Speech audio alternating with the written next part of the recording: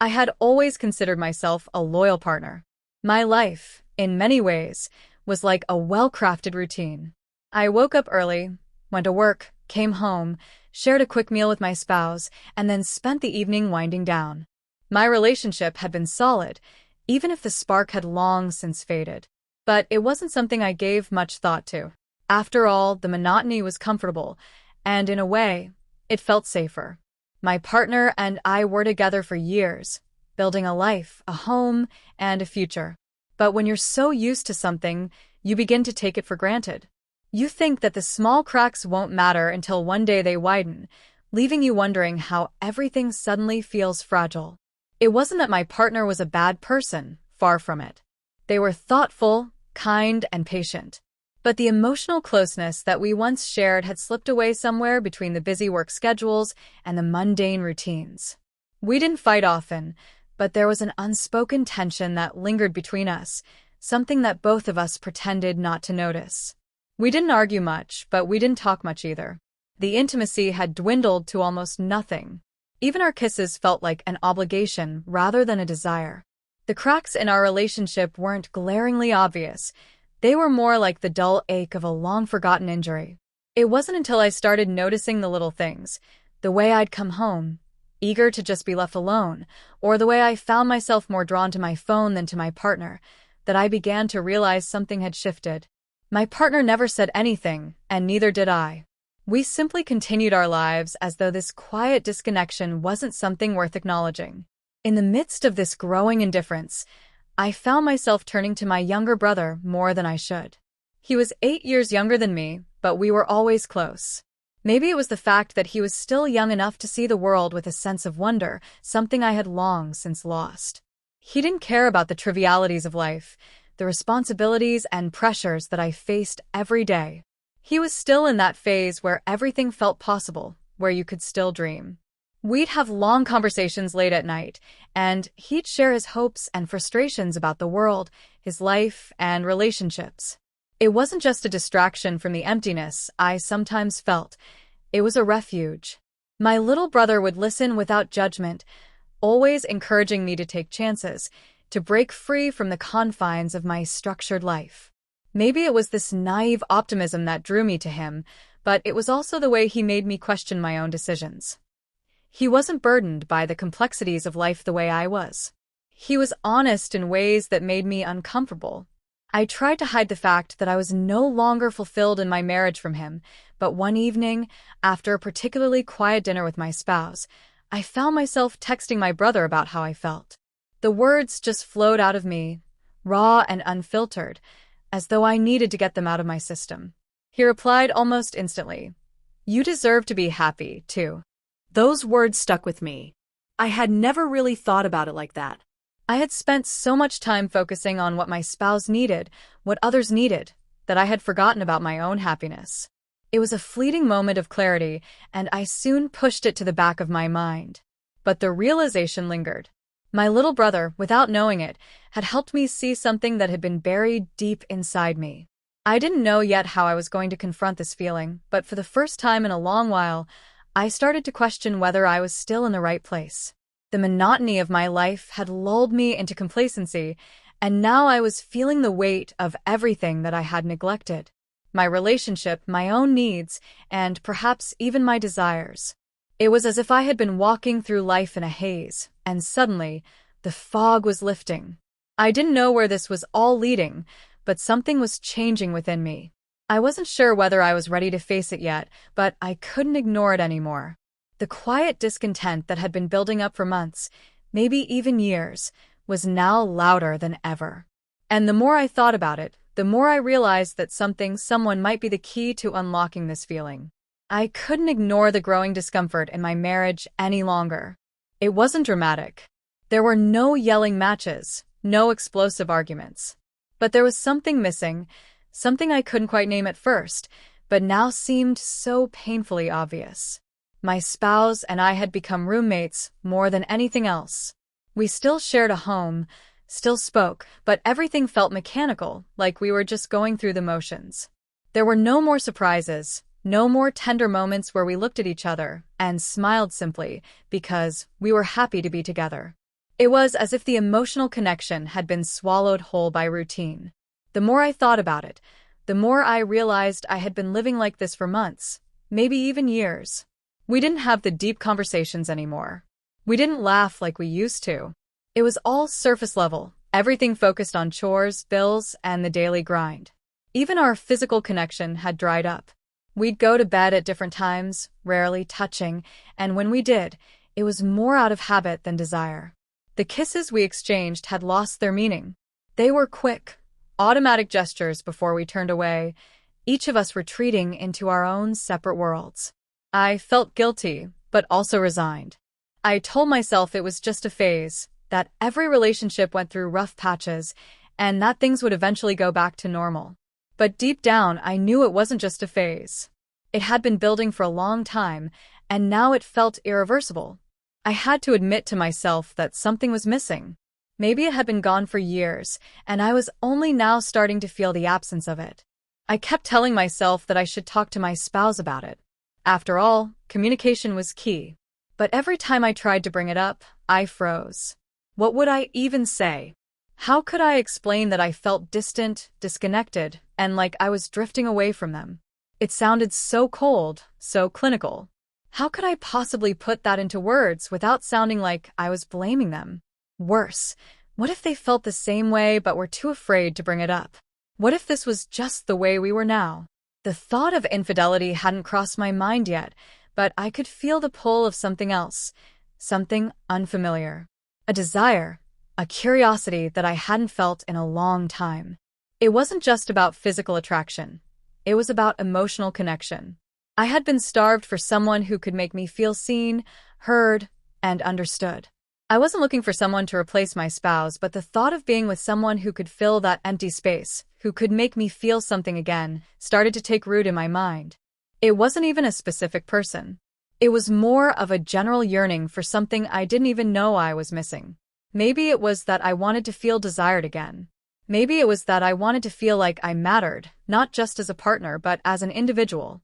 My spouse had become a distant figure, and while I didn't blame them entirely, I couldn't deny that I was feeling increasingly isolated. I wasn't the type of person to cheat. At least I never thought I would be. But the longer I stayed in this stagnant relationship, the more I st.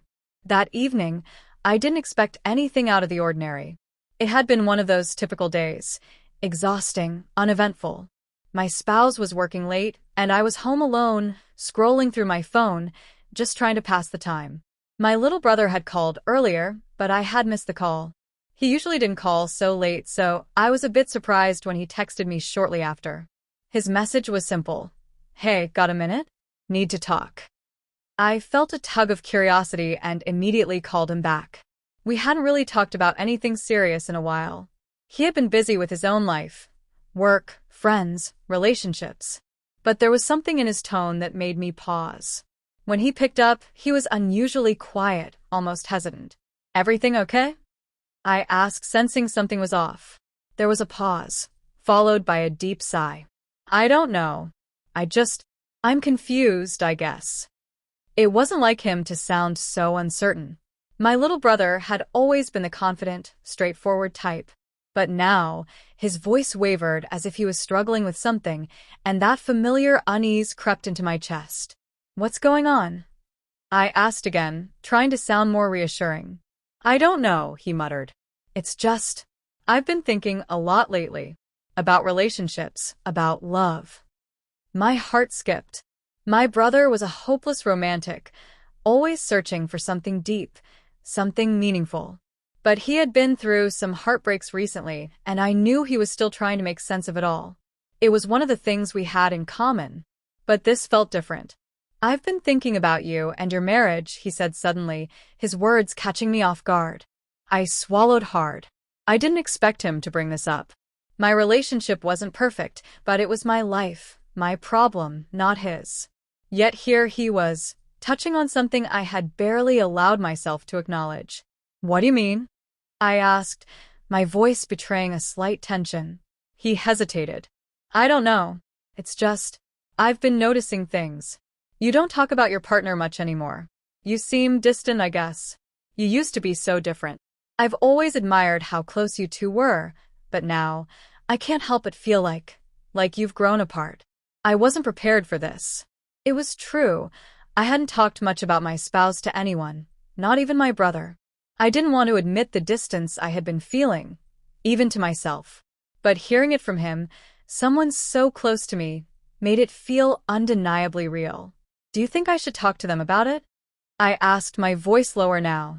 The weight of the conversation was starting to settle over me. I think you should, he said. But I also think you need to figure out what you really want. I don't know what's going on between you two, but I've always thought you deserved more. I just want you to be happy. I blinked, surprised by his honesty. I had always thought of my little brother as the innocent one, the guy who was still learning about love and relationships. But he was right. He was more in tune with my feelings than I was willing to admit. Do you think you could ever be happy in your relationship again? He asked, breaking my train of thought. The question hit me hard. Could I? Could I ever be truly happy again with my spouse? Or had we simply outgrown each other? It was a question I had been avoiding for months, yet it was staring me in the face now, forcing me to confront the truth. I don't know, I said softly. I don't know if I can go back to the way things were. It feels like something is missing, and I can't even put my finger on it. Maybe you're not supposed to, he replied, his voice gentle but firm. Maybe it's okay to want more. Maybe it's okay to need more. Just make sure you're not holding on to something that's already gone. Don't settle. I was quiet for a long moment, absorbing his words. He had no idea how much his words resonated with me. His voice, that simple but profound advice, was like a mirror reflecting everything I had been avoiding. What should I do? I finally asked, feeling a sense of helplessness I wasn't used to. I can't tell you what to do, he said. But I think you need to figure out what makes you happy, not just what's comfortable. You deserve more than just being okay. His words hit me like a revelation. I had spent so much time convincing myself that the discomfort in my relationship was just a phase, that I should be grateful for what I had. But now, listening to my little brother, someone who didn't have the same baggage I carried, made me realize that maybe I had been settling for too long. Maybe I had been afraid to face the fact that I wasn't happy, not in the way I deserved to be. For the first time in ages, I felt a spark of something inside me, something that had been dormant for far too long. My brother didn't give me answers, but he gave me something more valuable. Permission to ask myself the right questions.